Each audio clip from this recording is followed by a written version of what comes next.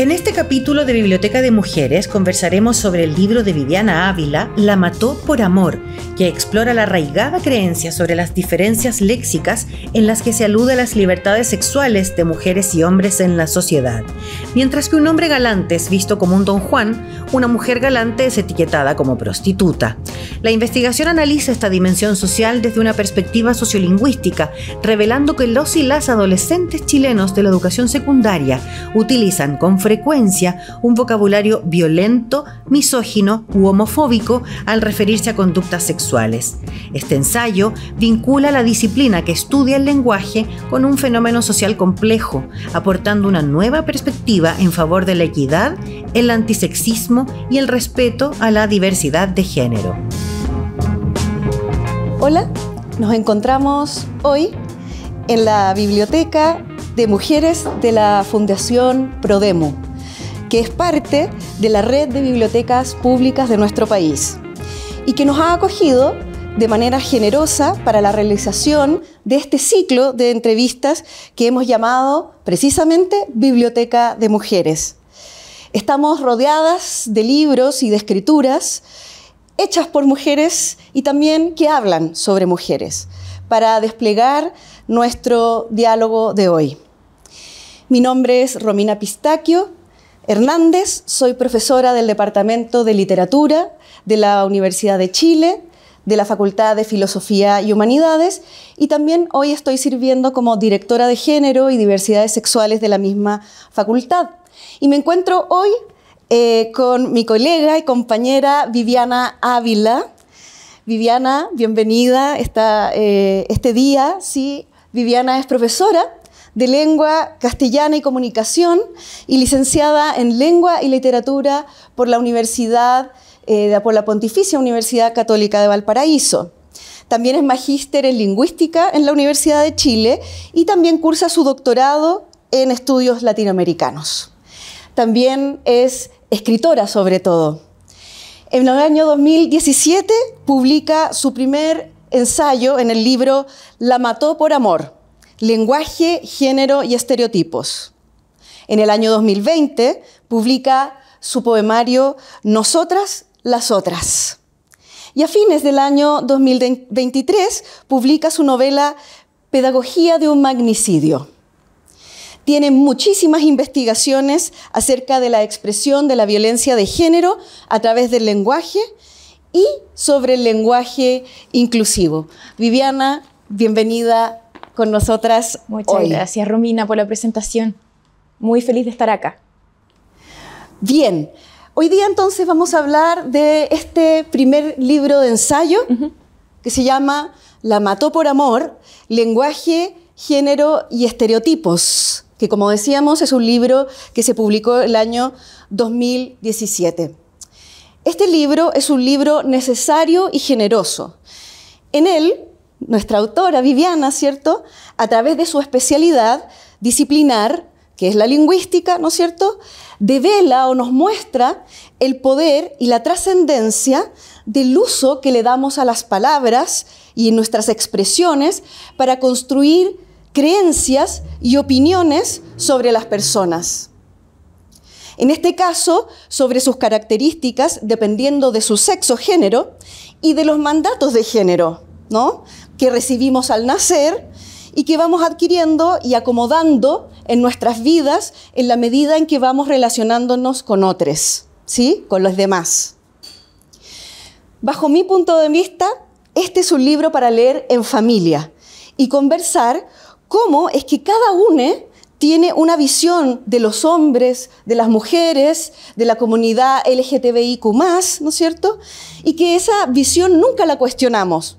Es como una costumbre, ¿no? Y nunca nos preguntamos por qué. Por ejemplo, si una mujer tiene más parejas sexuales, nos parece una suelta, ¿no es cierto? Y por el contrario, si un hombre las tiene, lo vemos como un winner, ¿no?, o como un ganador. Por eso es que les invito ahora a conversar sobre este interesantísimo texto y a saber más sobre él, sobre su escritura y sobre también las opiniones que tiene Viviana y que le hicieron escribir este importante texto. Así que, Viviana, lo primero que queremos saber es desde dónde surge la idea de escribir un texto como este, ¿no? Que además de hacernos ver, ¿no?, un fenómeno del que muchas veces no somos plenamente conscientes, nos muestra con datos, en la realidad concreta, cómo construimos nuestra forma de ver a los otros, ¿no es cierto? Y muchas veces a través de estereotipos. Muchas gracias, Romina, por tu lectura y por tu generosidad en las palabras. La verdad es que este libro surge cuando yo me desempeñaba como profesora de colegio. En ese tiempo yo hacía clases en un colegio 2x1 y tenía una alta cantidad de estudiantes vulnerables y vulnerados también por un sistema que los había excluido. Habían estudiantes que habían dejado el colegio en octavo básico y que ahora tenían 18 años y retomaban la educación media para terminarla prontamente, ¿no? Entonces, en este contexto yo estaba además haciendo mi magíster en lingüística en la Chile y tocaba hacer mi tesis. Y entonces dije, ¿cómo puedo congeniar esta realidad que estoy viendo en algunas de mis alumnas que están siendo violentadas por sus parejas y mis estudios de lingüística? Entonces me interesó poder hacer un link y establecer una relación entre el lenguaje y la violencia de género, porque me parece que,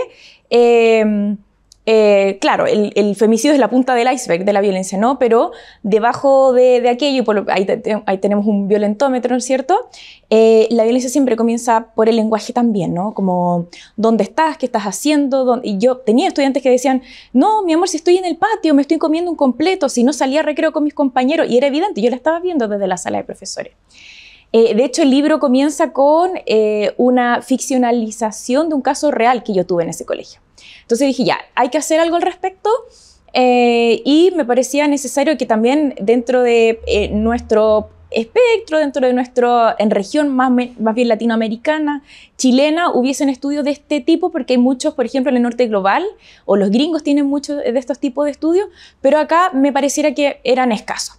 Entonces dije, ya, vamos a investigar el lenguaje y vamos a ver qué tan asentada es esta creencia que si las mujeres, por ejemplo, como tú misma señalaste, salen a bailar o pinchan con muchos chicos en una fiesta, son aludidas como prostitutas y todas las variantes que hay para decir aquello, mientras que los hombres quedan, como tú dijiste, como unos winners, como unos galanes o como unos ganadores, ¿no?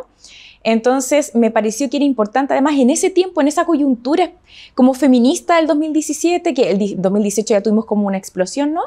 Me parecía importante tener datos, porque típico que en ese tiempo a una la impugnaban constantemente como, ya, ¿y dónde tienes datos? Esto es una idea tuya, esto no pasa, ¿no?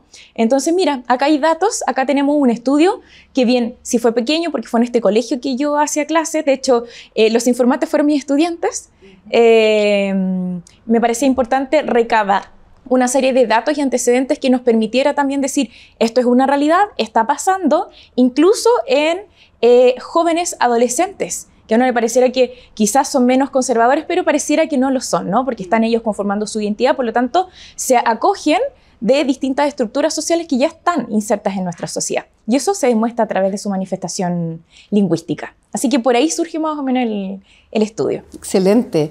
Y sí, como directora de género también he visto mucho eso, que si uno no tiene los datos, ¿no? Si uno dice cuántas veces les parece a la gente muy poco factual, ¿no es cierto?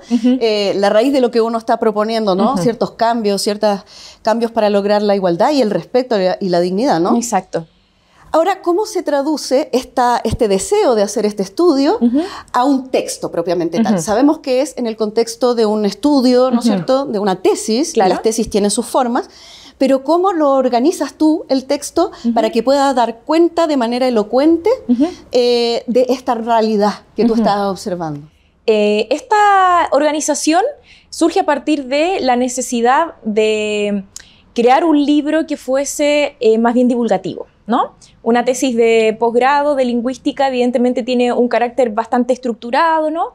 Bueno, no digo que el libro no lo tenga, el libro igual es estructurado. A mí me cuesta salir de las estructuras un poco.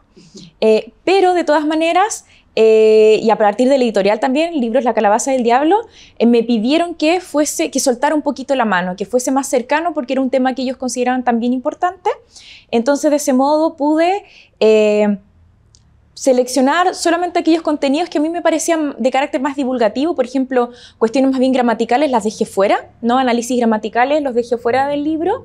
Y pude en ese momento poner ciertas cosas como ejemplos que a mí me parecían importantes en cuanto a los préstamos léxicos, en cuanto a la cuestión del tabú, por ejemplo, y cómo se hacen tabú ciertas cosas, ciertas palabras, para que eso se pudiese entender, para que cumplir con esta necesidad de divulgar el conocimiento, porque no sacamos nada con tener una tesis en el repositorio de la universidad si esa tesis o ese conocimiento no va a ser democratizado con las personas, ¿no?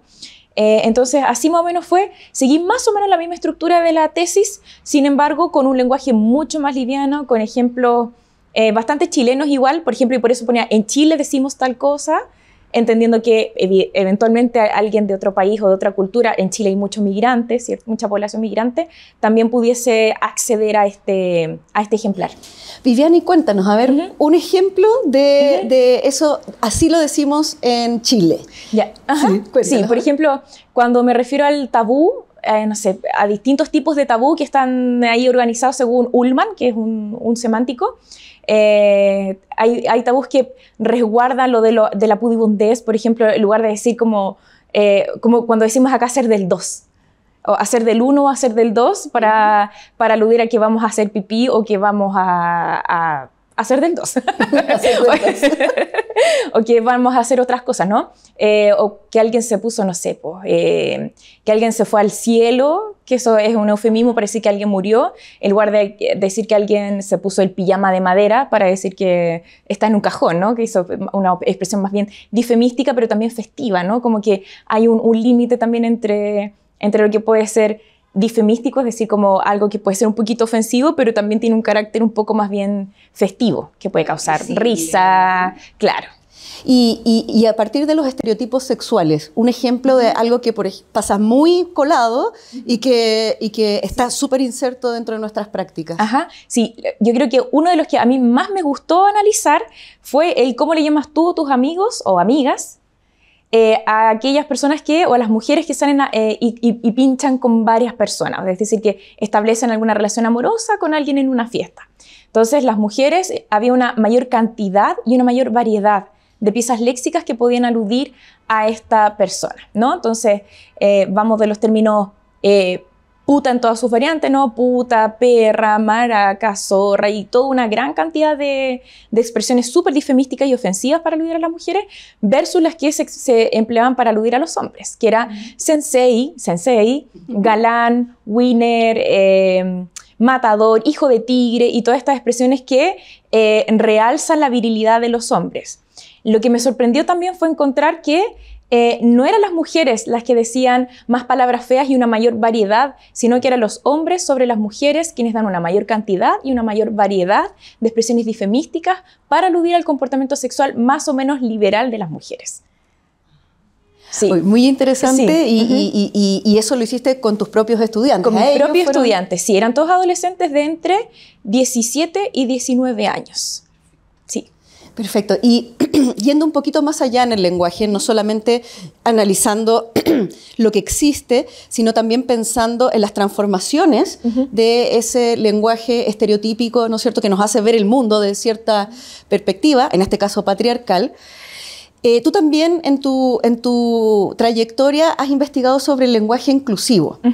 ¿Sí? Y una de las primeras cosas que nosotros hicimos en la dirección fue empezar a usar el lenguaje inclusivo porque además teníamos muchos estudiantes que se acogían al reglamento Mararrita, que es para usar su nombre social en la universidad. Entonces había que hablarle con sus pronombres neutros, etc.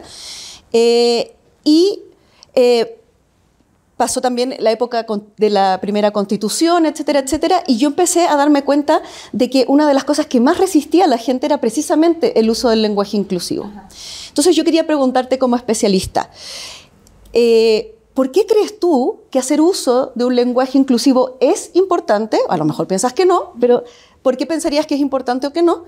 ¿Y por qué crees tú que ha causado tanto rechazo o resistencia ese uso? Yo creo que es súper importante, ¿no? Creo que no podemos hablar de la manera en cómo hablamos hace siglos en Chile solamente por respetar una regla que deviene de la RAE, por ejemplo, ¿no? La RAE hasta hoy día dice que el lenguaje inclusivo no es necesario, dado que existe un genérico que es el masculino. Es decir, si yo digo todos, están incluidas todas, todes y todos. Sin embargo, sabemos que no es así. Ya hay un montón de ejemplos que podríamos mencionar en este momento. Además, el todos, el masculino genérico, tiene que ver con una tradición súper patriarcal, ¿no? Se supone que Isaiah Stegner, un lingüista de 1800, señaló, mira, dado que la naturaleza del hombre es más fuerte, eso debe estar reflejado en nuestra gramática. Y eso quedó como una regla. Y las reglas se ven como si fuesen objetivas, ¿no? No, mira, estas son las reglas del juego, así ocurren las cosas y tenemos que asumirlas. Pero si empezamos a investigar y a escarbar en esa historia, sabemos que no es así.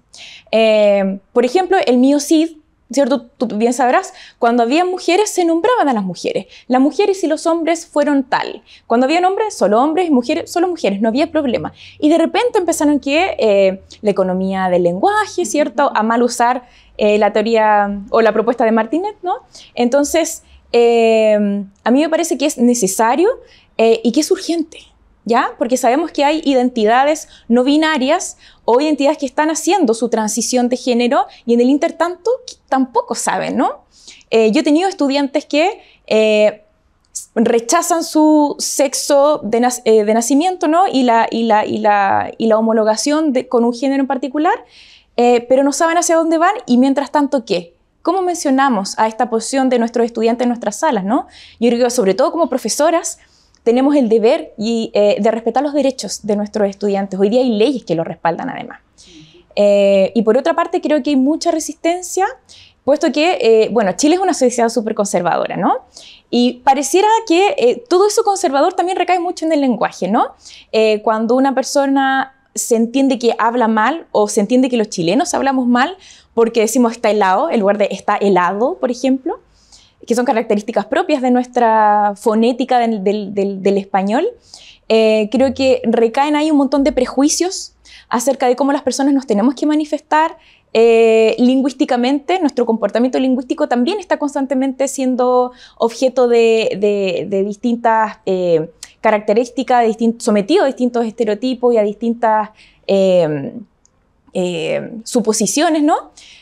Por lo tanto, yo creo que por ahí va, como la sociedad chilena que es muy conservadora, por una parte, y por otra parte porque creo que en nuestro país el hablar bien o el hablar mal está siempre muy en la palestra. Sobre todo hoy día que el lenguaje también se ha puesto ahí precisamente por reivindicaciones y luchas feministas. A mí me parece que lo del lenguaje inclusivo justo a fines del 17 y del 18 comienza a efervecer, ¿no? Entonces creo que por ahí puede ir la cuestión. Sí, tú tienes mucha razón. Yo tuve la posibilidad de ir una vez a una clase de una lingüista en Estados Unidos y me invitó a hablar sobre el español chileno porque lingüísticamente en esa clase se tenía como un supuesto importante que el español de Chile era el único que tenía una diferencia social. Que las personas que pertenecían a una clase social alta hablaban de una manera y las de una baja de otra. Y yo nunca había sabido. Claro, uno vive y. O sea, después lo pude ver, claramente. Claro. Pero tiene muchas reglas fijas, muchas, ¿no? Capas muchas también. Capas, sí, efectivamente. Y Viviana, cuéntanos, ¿por qué crees que es importante que este libro exista y cómo se lo recomendarías a las personas? Yo pienso que es importante en el sentido en que es importante deshacernos de ciertos prejuicios o comprenderlos, ¿ya? No nos vamos a deshacer de un día para otro de los prejuicios que vienen de nuestra cuna, ¿no? Y que no solamente están en el colegio, sino que están en nuestros padres o nuestros principales cuidadores o cuidadoras. Están en todas partes, ¿no?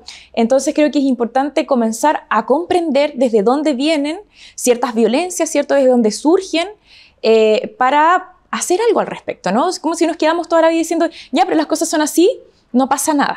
Pero si sabemos y comenzamos a comprender, y eso nos hace, aunque sea un poquito de sentido, creo que eso va a ser relevante para poder pelear un sitio para todas las personas, para que puedan vivir en paz. Yo creo que por ahí tiene que ver, es un libro que aborda también la situación educativa. Como soy profesora de profesión, a mí me parece muy importante la educación. Para mí ser profe es una de las cosas más relevantes que hago en la vida, porque sé lo importante que es, y por lo tanto creo que un libro que aborde la cuestión del lenguaje, de la violencia y que venga desde alguien que es profesora, creo que puede contribuir con ese granito de arena al conocimiento y a la divulgación de este conocimiento que sirve para hacer una sociedad un poco más amable, menos violenta, un poco más pacífica.